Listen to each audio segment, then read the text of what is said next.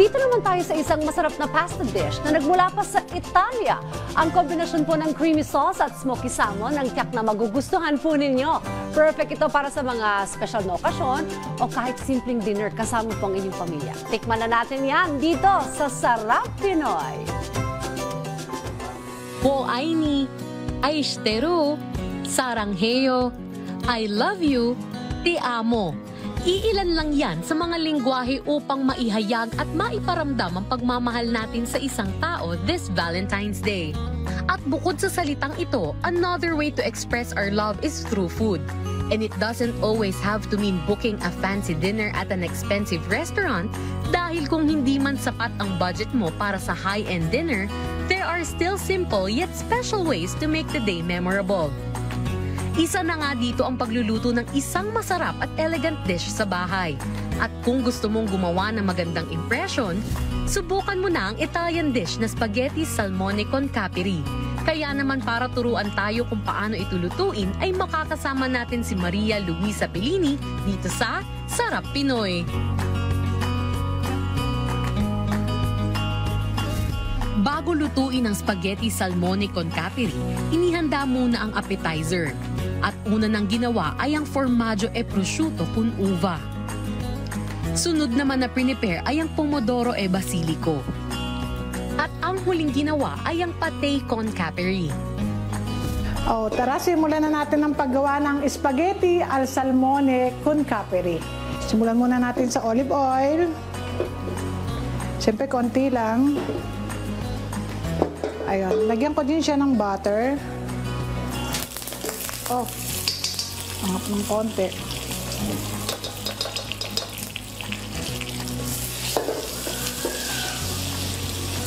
Gusto ko muna masute yung garlic para mas mabango. Lagyan ko na siya ng onion.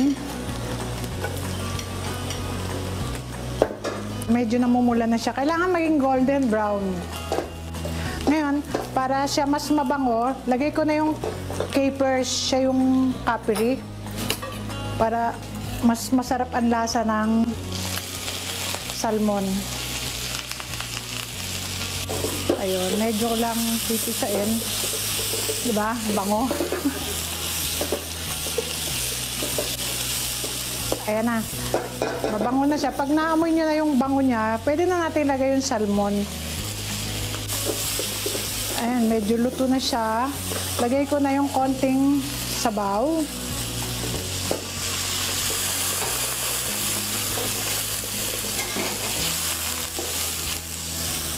Para naman maging malapot ang ating sauce at manuot sa pasta ang lasa nito, ay nilagyan lang ito ng cornstarch na may tubig. Lagay ko muna yung timpla niya. Asin yun, asin paminta. Lagyan ko din ng pamintang to para mas masarap. O puti gamitin natin dahil white naman yung white sauce. Now, tanggalin ko muna ng konti. Lalagay na natin yung spaghetti. Ganun lang siya kasimple at kadali. Ayan siya. Konting papadikitin natin yung sauce sa pasta para yung lasa ng salmon makuha niya lahat. No? Ngayon, konting kulo and lalagay na natin sa plate. Ayan, luto na. Ayan, tignan nyo, luto na. Pwede na natin siyang ilagay sa serving plate.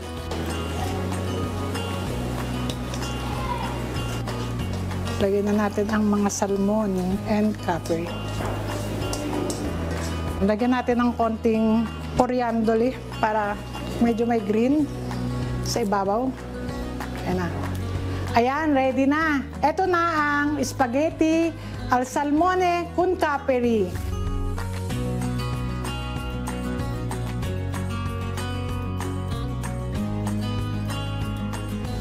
This Valentine's Day, wala nang tatalo sa bonding over good food with our family and loved ones. Dahil sa bawat tikim, nadarama natin ang pagmamahal at saya na dala ng masasarap na pagkain. Whether it's home-cooked favorites or special treats, every meal becomes a moment to share memories, laughter, and a little extra love. At kung gusto nyo naman balikan ang nakaraan nating episode, maaari nyo yan bisitahin sa aming official social media accounts at Rise and Shine Pilipinas sa Facebook, YouTube at Instagram, habang RS Pilipinas naman sa TikTok at X.